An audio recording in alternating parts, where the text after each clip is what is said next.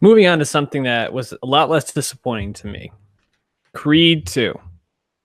Stephen Capel Jr. taking over the helm, and a bit of a gamble with that. You go from someone like Ryan Coogler to this unproven director. Um, this had potential to be a flop, to really not land. It's sitting at 82% Rotten Tomatoes. It had a $55.8 million box office this weekend, the largest ever for a non-animated movie on Thanksgiving Right. weekend.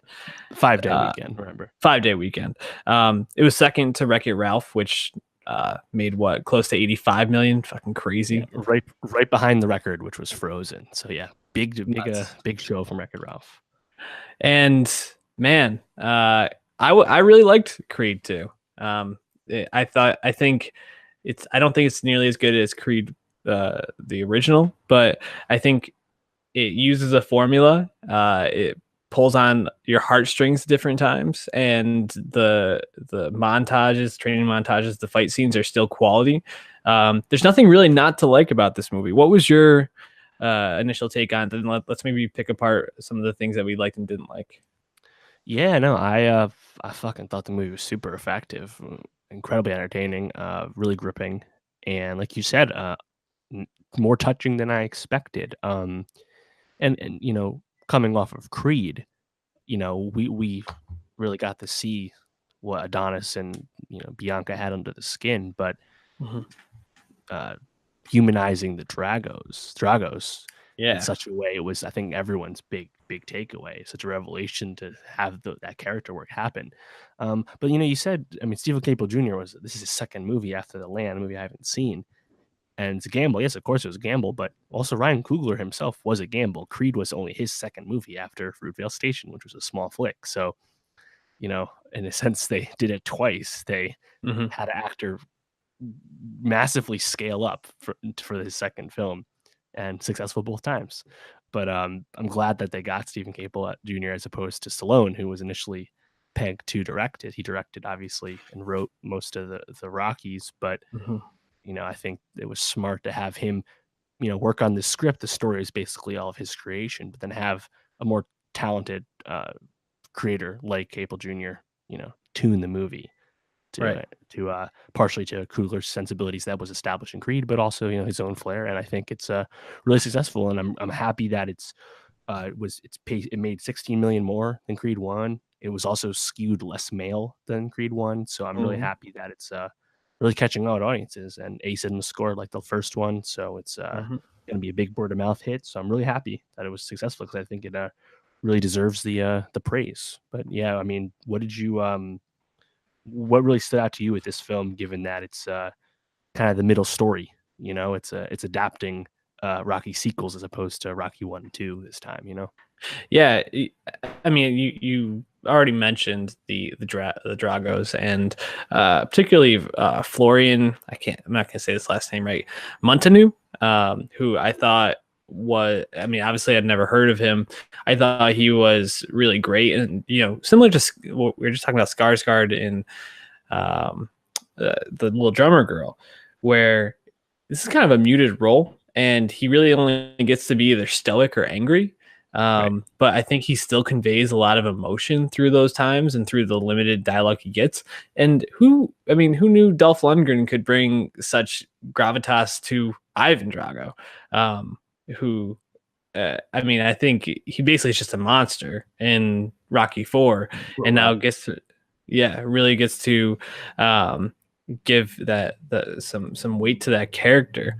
I also thought more Creed, the first one, felt more like a boxing movie to me, and this one felt more like a drama with boxing in it to me. Yeah.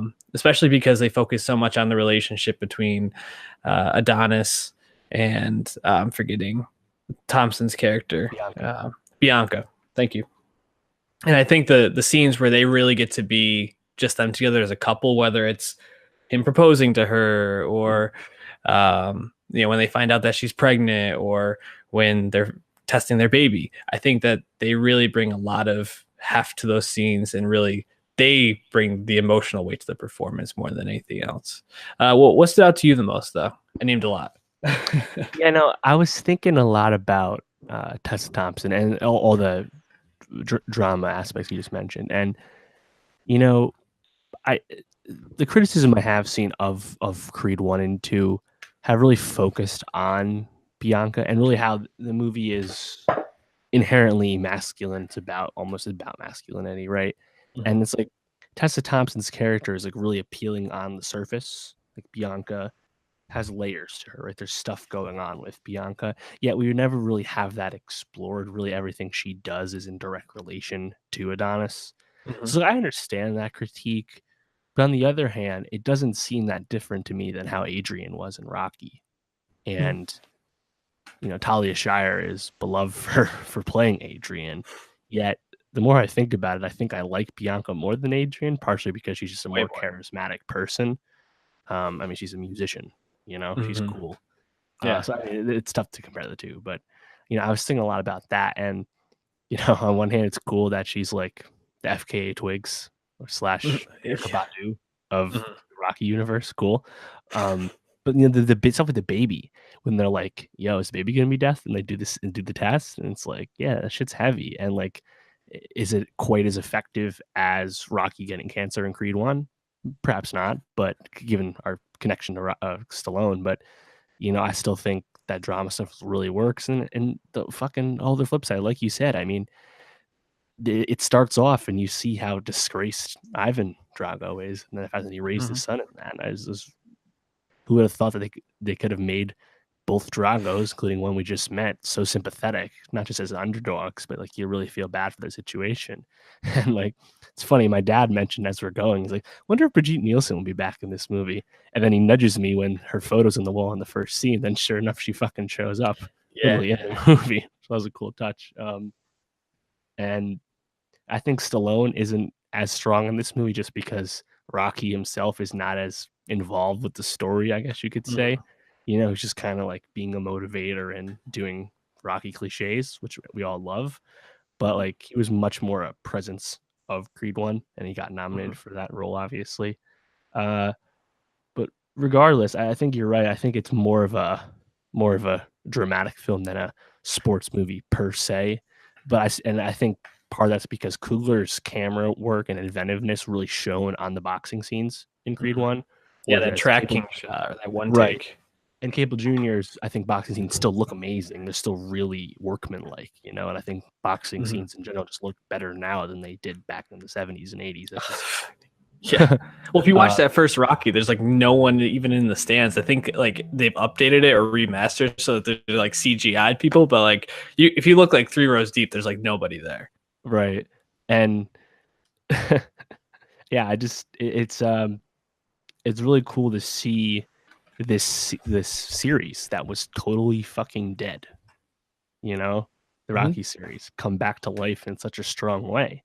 And it's like Michael B. Jordan was joking on the BS podcast, but he's like, they're gonna make a bunch of these. And it's like, on one hand, I don't know where they go next, just because they have been largely basing the arcs on existing Rocky arcs, and we kind of ran out of good existing Rocky arcs. Uh, After 2 movies, that's not good. but they're gonna do it regardless. So Yeah. I'm looking forward to seeing what they do.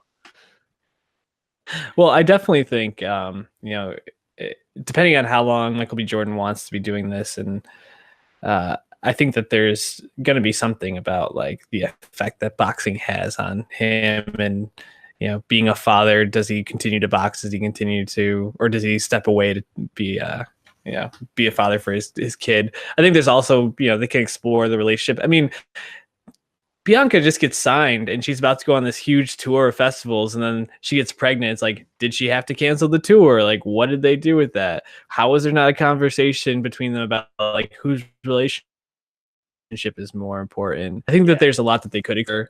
And again, if you have Thompson and Michael B. Jordan, like keep making those movies because you have, I mean, two of the best actors right now. Thompson's having a hell of a year, and Michael B. Jordan, I mean, people are lauding him as probably the best villain or one of the best villains in a superhero movie ever. And then he ends the year with uh, the largest non-animated 5-day opening for a movie on Thanksgiving. Thanksgiving. It's a hell of a year for both of them. Yeah, where are you at with Michael B. Jordan these days? Because it's interesting his career arc, and you can just go on Wikipedia and really see how quick he's Mhm. risen to the level of fame he has now. But I, I think it's interesting to think about like his overall like skill as an actor. You know, I Yeah. think it's funny because like I don't think he's like a top tier actor. That's partially because he's not been in like top tier films apart from Creed. Um, Hmm. I don't know. It's just weird because like I think Killmonger is awesome, and I think Yeah. some people would say he maybe overacted a little bit. Then I think the best way to describe it is just like having him act next to Chadwick Boseman and Angela Bassett and all these other like classically trained stud actors. Hmm. The crack show a little bit for MBJ, but that's fine. So it's just interesting seeing him becoming such a mega star because I'm really curious to see what he does next, given that he's kind of a unique case. Yeah. I mean, I definitely have MBJ season pass. I do think he can be a bit one note sometimes, where Yeah, uh, especially if you think about both Killmonger and Creed, I feel like these characters have a lot of similarities. If you really break it down, um, apparently he has a movie coming out, or maybe it already came out, where he's playing a lawyer, which I'm really yeah, interested to not out yet. see. Yeah, I'd like to. So I'd like to see that because I think that, especially because it seems like the story is going to be about a defense attorney who helps people get off for crimes that they didn't commit. I think that that could be a really interesting look that could maybe propel him to a uh, bigger profile, which I mean is crazy because he's enormous already. But I think more than anything, he's just bankable, which Right, uh, sure. I was trying to think like which stars, like who's really like a better actor than him right now. Well, Like and it is interesting to think about in the scope of young American actor. exactly. We don't have a lot of stud Americans. Like Chalamet just got here. He's like Hmm. 20, what, 23, 22, or 20, whatever. Yeah. He's young. He's young and he still hasn't a box office draw or earner yet. Hmm. You know, all the stud young actors have been British for whatever Right. reason. So And his stats as an American is honestly important to his career, his career arc. yeah, and being black as well. I mean, Yep. that's huge. So, I mean, Michael B. Jordan, people fucking love him. Yeah, how is he not sexiest man alive? Shout out Idris Elba. He's got that salt and pepper going on, but Michael B. Jordan, I mean, if he can make having scars all over your body like look good, I mean, Yeah. goddamn. He's so fucking incredible in that Gods. movie. Any last thoughts on Creed? What did you think of the training montage Oh, in in the the desert? desert? That was fucking Yeah. awesome. With the shit Yeah. with the tire. Yeah. The only thing that I thought was a little off was the whole like neck raising harness. Way too much weight. You cannot actually do that with that much weight. Other than that, I thought the movie was pretty realistic. I thought the way they did the first fight where they had uh Victor get DQ'd for the cheap Hmm. shot when Adonis was on his knee. I thought it was a really smart way to frame it so it like makes sense in like boxing Yeah. realm how they would fight again. You know, I like the way they did that. Um, Also, shout out Max Kellerman. He's in the movie even more this time, and he absolutely covers box. He's covered boxing for years professionally, Yeah. but I thought he was awesome, and not quite as good. But it reminds me of in Creed One where Kornheiser and Wilbon do a whole fake PTI bit about Yeah. Adonis Creed once he gets masked as a Creed, and like these like fake sports stuff are awesome, like Yeah. really smart. Andrew Gridadaro of The Ringer on the exit survey said um, it's somehow Max Kellerman got like the fourth most lines in Creed. I don't know how, but I loved it. But that really made me laugh because like shout out Max Kellerman. I mean, Yeah. the dude's just grinding at this point. Also, I gotta say, I thought Jaden Smith's icon drop for Adonis's entrance Yeah. when it was all dark, I thought that was fucking perfect, and I was so hyped for that. It was a great song choice, um, and I mean, yeah, I think it's kind of surprising how great it is, but it's a Yeah. fantastic film. One last thing. Did you catch the doctor's name when after the fight with Victor the first time? No, I don't remember. I don't know if I heard this correctly, but I'm pretty sure the doctor's name was Doctor Evil. And like that really took me out of the movie for a second because I was like, wait, That what? can't be true. No, I mean, I'm gonna look it up after the Twitter fact. search that someone has to Yeah, have said something. but I Um, was like, God damn. did you have any favorite quotes or lines or moments or anything like that this one? Uh, just I think more than anything, just when at the end when Dolph Lundgren grabs Victor and he's like, "It's okay, like that's enough" or something like that. Like I thought that was probably it. But what about you? You obviously Yeah, have one in mind. I think that whole ending actually with Dolph with Ivan Yeah. throwing in the towel, I thought was really well done. Great metaphors. Mhm. But the scene that I fucking adored was when they're talking about what they're gonna name the baby, Oh yeah, I'm and black, right?